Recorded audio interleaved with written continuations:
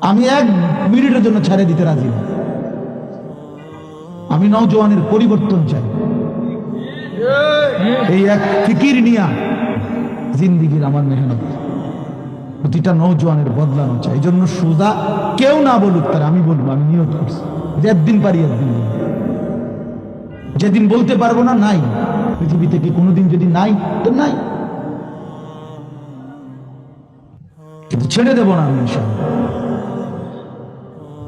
লক্ষ লক্ষ মুসলমানের নৌজ কিশোর তরুণ যুবক একরকম এটা ভাবছে, এরা ছেলেরা যে এদের কোনো অভিভাবক নাই, আপন মা বলার সাহস পায় না, আপন বাবা বলার সাহস পায় না, এলাকার কেউ কিছু বলার সাহস পায় না। তোমরা ছেলেরা মিয়া যা মন চায় তাই করতেছো নিজের খেয়াল খুশি মতো। আরে ভাইয়া, এভাবে নিয়ন্ত্রণহীন, অভিভাবকহীন, কারো তত্ত্বাবধানবিহীন জীবন জন্তু জানোয়ারের জীবন। আমি বললাম বেটা, যার মাথার উপরে কোনো ছায়া নাই, যার কোনো অভিভাবক নাই, যারে আগলাইয়া রাখে না কেউ, যারে শুধরাইয়া যায় না কেউ, আল্লাহ কসম ওই জীবন জানোয়ারের জীবন বেটা, জন্তু জানোয়ারের জীবন। তোমার মনে যা চাই তাই করবা, এটাকে আল্লাহ কোরআনে বলছে এই লোকটার পরিচয় হলো সে জানোয়ার, যার জীবনের কোনো নিয়ন্ত্রণ নেই। রাতের বাজে 3টা ঘুমায় না, সকাল বাজে 9টা ওঠে না। এটা কিটা? তো পাগল না ছাগল না, এটা পতনেরও টাইম নাই, উড়নেরও কি নাই। এটা কোনো জীবন হলো বলো না? এটা জানোয়ারের জীবন না? সারা রাত, রাতের 3টা বাজে মোবাইলে উলঙ্গ ছবি দেখতেছে।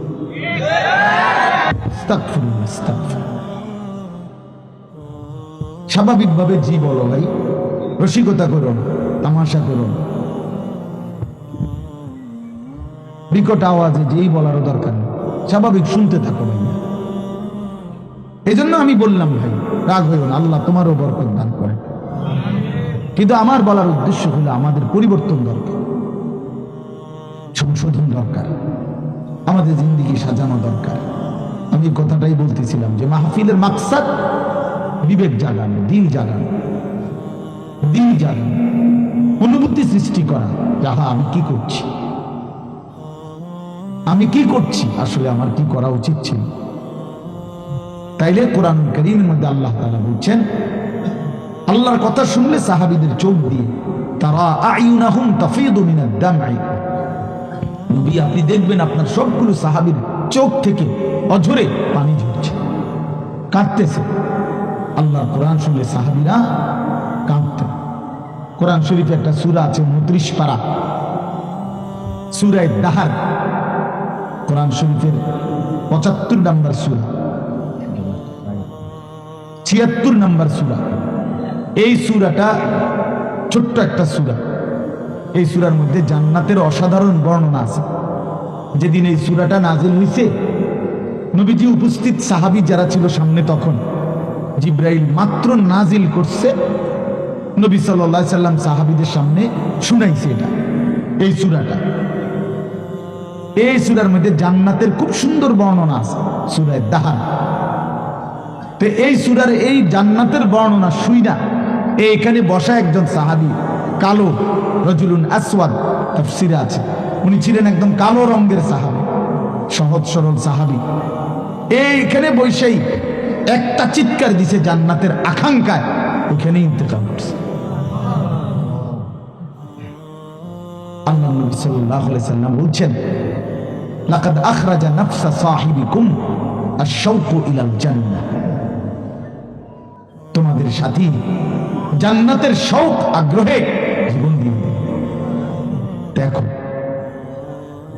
जान दिए दिलो जान निकल जाए दम तेरे कदमों के नीचे, यही दिल की हसरत यही दिल की आरज़ू। আল্লাহর প্রিয় বান্দারা এটা বলে যে হে বড় মাওলা, আপনার কদমের নিচে জীবন দিয়ে দিলাম। এটাই ছিল দিলের তামান্না, এটাই ছিল দিলের আফসোস, আহাজারি।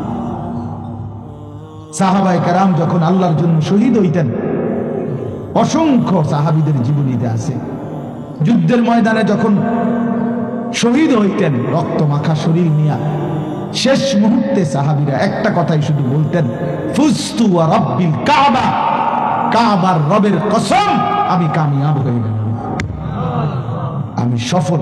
ফুজতু অর্থ হলো আমি সফল হয়ে গেলাম, সফল। তার মানে শহীদ ব্যর্থ হয় নাই, শহীদ কি হয়েছে? সফল হয়েছে। শহীদ জীবন পেয়েছে, নতুন করে জীবন পেয়েছে। এই জন্য আমার ভাই, আল্লাহর জন্য আল্লাহর কথা শুনলে দিলের হালাত এমনই হওয়ার কথা। হাদিসের মধ্যে আছে হযরত আব্দুল্লাহ ইবনে মাসউদ রাদিয়াল্লাহু তাআলা আনহু, তিনি বলছেন যে একদিন নবীজি আমাকে বলছেন কোরআন শরীফ তেলাওয়াত করে শুনাইতে, নবীজিকে শুনাইতে। হযরত আব্দুল্লাহ ইবনে মাসউদ রাদিয়াল্লাহু তাআলা আনহু বলেন, আমি সূরা নিসা, এই সূরার প্রথম 40টি আয়াত একটানা নবীজিকে মাথা নোয়ায়া আদবের সাথে নবীজিকে শুনাইতেছিলাম। 40টা আয়াত পর্যন্ত যখন তেলাওয়াত করলাম, হযরত আব্দুল্লাহ ইবনে মাসউদ বলেন, নবী সাল্লাল্লাহু আলাইহি সাল্লাম তখন বলেন, হাসবুকাল আন, এখন থামো।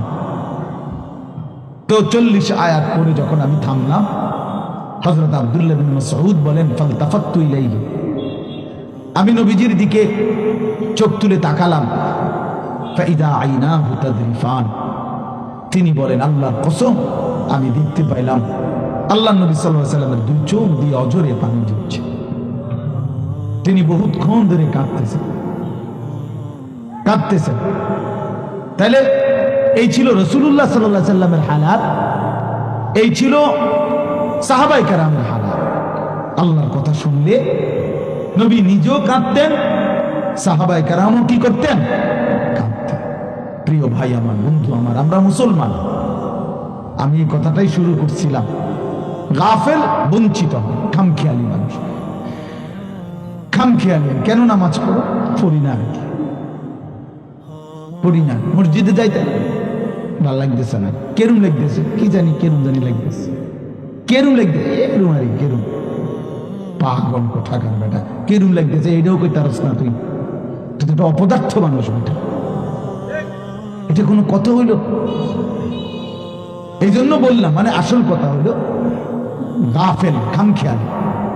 কোরআন শরীফে আছে যত লোক জাহান্নামে যাবে, আল্লাহর কসম ভাইয়া শোনো, যত লোককে আল্লাহ জাহান্নামে ফেলবে, আল্লাহ কোরআনে স্পষ্ট বলছে সবগুলোর পরিচয় হলো উলাইকা হুমুল গাফিলুন, এগুলো গাফেল। কোরআন শরীফের আয়াত, উলাইকা হুমুল গাফিলুন ওয়া লাকাদ দারা'না লি জাহান্নাম কাসীরাম মিনাল জিন্নি ওয়াল ইনস, আমি অসংখ্য অগণিত জিন আর মানুষ দিয়ে জাহান্নামকে পূর্ণ করব। আল্লাহ বলেন এই সবগুলো নাফরমানের পরিচয় উলাইকা হুমুল গাফিলুন, এরা গাফেল, এরা গাফেল ছিল, খামখেয়ালি করছে, খামখেয়ালি। আমি নয়তো হায়াত দিয়েছি, আওয়ালাম নুআম্মিরকুম মা ইয়াতাযাক্কারু ফীহি মান তাযাক্কারা।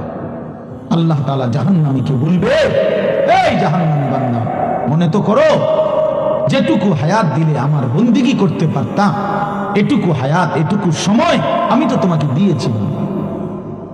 তুমি বলো কোন সময়টা, কোন সুযোগটা আমি দেই নাই বান্দা? বলো বান্দা। 1টা বাজে জোহরের আজান হইছে, 3:45 বাজে আসরের আজান হইছে, 3.5 ঘন্টা তো 12 রাকাত বা 10 রাকাত জোহরের নামাজ পড়তে কি 3.5 ঘন্টা লাগে? বলেন মরণ। তাইলে যুবক কেন নামাজ পড়লাম? তুমি কি হায়াত পাও নাই? তুমি কি সুযোগ পাও নাই? 4 রাকাত ফজরের নামাজ পড়তে কি 1 ঘন্টা সময় লাগে? তো আল্লাহ তাআলা কি সময় দেয় নাই? আল্লাহ কি হায়াত দিল না? কেন না ফরমান করলেন? বন্ধু আমার, আল্লাহ বলবেন এই কথা, আওয়ালাম নুআম্মিরকুম, বলো বান্দা, আমি কি তোমাকে হায়াত দেইনি? আমি কি তোমাকে সময় দেই নাই? কোরআন শরীফে আছে আল্লাহ বলছেন এটা। কোরআন শরীফে আছে আল্লাহ বলছেন জাহান্নামী চিৎকার করবে আর বলবে, আল্লাহ একটু সময় দেন, একটু বিরতি দেন, 1টা মিনিট কদ্দুর আমার জিরাইতে দেন, আমি পারতেছি না মালিক, আগুনে। এই মালিক, আমার শরীরটা জ্বলা পুরা ছাই হয়ে গেছে, আমি আর পারছি না, মাওলা আমার একটু বিরতি দেন। 10টা মিনিট কদ্দুর বিরতি দেন, এই আগুন আমি সইতে পারছি না। আল্লাহ তাআলা বলবেন লা ইউফাত্তারু আনহু, না নাফরমান, 1 সেকেন্ডের বিরতি নিবে না। অহুম ফীহি মুবলিসুন, আল্লাহ বলে জাহান্নামী চিরদিন অনন্তকাল মলিন চেহারা, বিমর্ষ চেহারা নিয়ে পড়ে থাকবে, কোনদিন তার মুখে হাসি ফুটবে না। ওমা যালামনাহুম ওয়ালাকিন কানু হুমুজ যালিমিন। আল্লাহ তখন বলবে নাফরমান জাহান্নামী, আমি তো তোমার উপরে জুলুম করি নাই বান্দা, তুমি তো নিজেই নিজের উপরে জুলুম করেছিলে। আমি জুলুম করি নাই, আমি যতগুলো হুকুম করেছি, যতগুলো নিষেধ করেছি বান্দা, প্রতিটা হুকুম পালন করার যোগ্যতাও আমি শরীরে দিয়েছি। তুমি যদি রুকু করতে না পারতা আমি বলতাম না, তুমি যদি সেজদা করতে না পারতা তাইলে আমি হুকুম করতাম না। আমি তো গাছকে বলি নাই সেজদা করতে, তোমারে বলছি। আমি তো মাছকে বলি নাই সেজদা করতে, তোমাকে বলেছি, কারণ তোমাকে তো যোগ্যতাও দিয়েছি।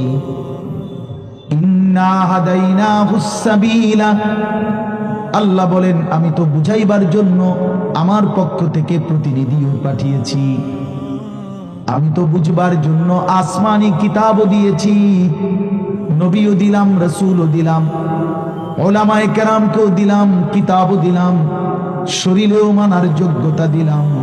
তাইলে কেন পারলা না বান্দা?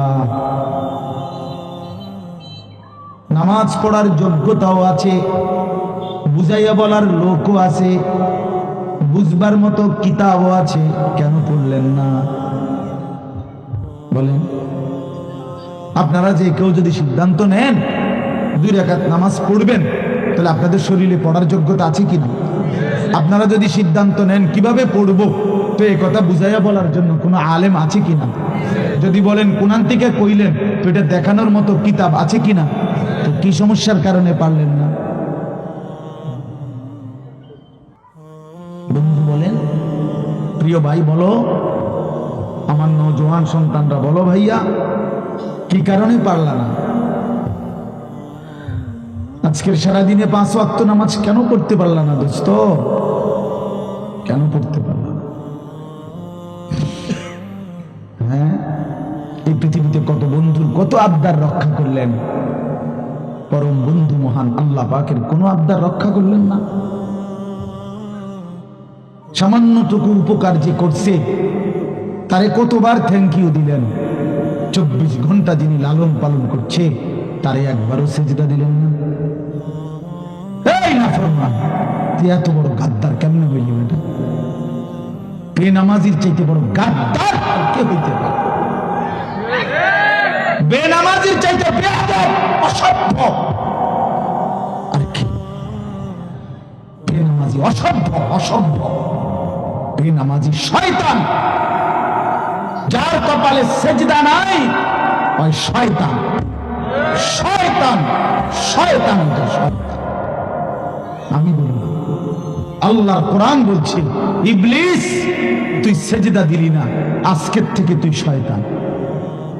ইবলিস রে এর আগে শয়তান বলতো না, বলতো মনে না?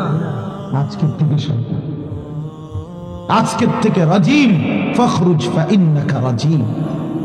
আল্লাহ বলছে বের হ বেঈমান, কেন সেজদা দিলি না? ফাইন্নাকা রাজিম, আজকের থেকে ইবলিস তুই অভিশপ্ত। এজন্য বেনামাজি অভিশপ্ত, বেনামাজি শয়তান। ওয়া ইন্না আলাইকাল লানাতা ইলা ইয়াউমিদ্দিন। আল্লাহ বলছে ইবলিস তুই আমারে সেজদা দিলি না, তো মনে রাখিস আজকের থেকে নিয়ে ইসরাফিলের ফু পর্যন্ত, কিয়ামত পর্যন্ত তোর উপরে আমি আল্লাহর লানত। এটাই তো তর্জমা নাকি? কিয়ামত পর্যন্ত তুই নাম বেঈমানের উপরে আমি আল্লাহর লানত। এই জন্য বেনামাজি মনে রাখো, এই যুবক তোমরা যারা নামাজ পড়ো না, তোর উপরে আল্লাহর লানত, আল্লাহর লানত, তোর খোদার গজব তোর উপরে। বলে না আমি ভাত খাই, ভাত, ভাত জন্তু জানোয়ারও খায়। আমি তো ঘুম যাই, ঘুম কুত্তাও যায়, কুকুরও খায়, কুকুরও পেশাব পায়খানা করে, কুকুরেরও যৌন চাহিদা পূরণ হয়, এই জন্য কুকুরেরও বাচ্চা কাচ্চা হয়। এটা কোনো অবাক কিছু না। আপনি ভাত কতটি খান আর ঘুম যান আর পেশাব পায়খানা করেন আর লজ্জাস্থানের চাহিদা পূরণ করেন, এরই নাম যদি জীবন হতো, তাই জানোয়ারের সাথে তফাৎ কি বলেন না কেন? জন্তু জানোয়ারের সাথে আমাদের জিন্দেগির তফাৎ কোথায় ভাইয়া? কি ব্যস্ততায় পড়ে গেলেন এই বাবারা, বন্ধুরা আমার, কি ব্যস্ততায় মালিককে সেজদা দিতে পারবেন না।